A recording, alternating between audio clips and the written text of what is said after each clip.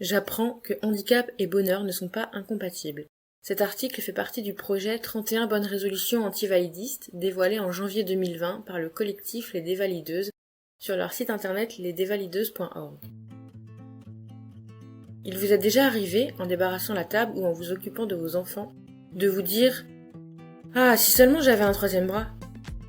Mais vous n'en avez pas, alors vous faites sans. Vous n'êtes pas triste ou déçu de ne pas avoir de troisième bras, vous n'avez juste pas le choix.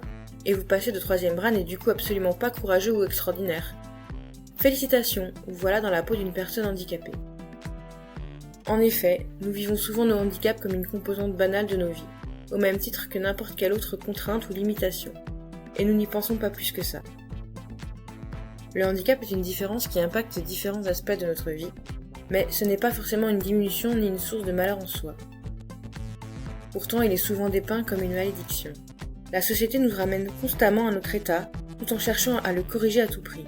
Nous sommes supposés remuer ciel et terre pour entendre, voir, marcher de nouveau ou encore avoir un cerveau neurotypique pour nous rapprocher de la normalité. Et si nous avions d'autres rêves, d'autres priorités ? Bien entendu, il y a parfois la douleur, la fatigue, la difficulté. Nous n'allons pas vous faire croire que le handicap c'est génial. Mais nous ne sommes pas à réparer à tout prix.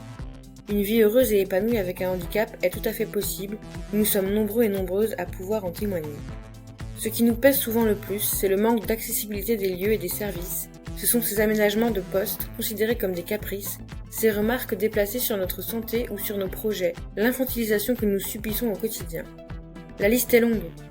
Alors plutôt que de nous faire rentrer de force dans un moule qui ne nous ressemble pas, que diriez-vous de rendre la société réellement plus inclusive et ainsi nous faire une véritable place à vos côtés ?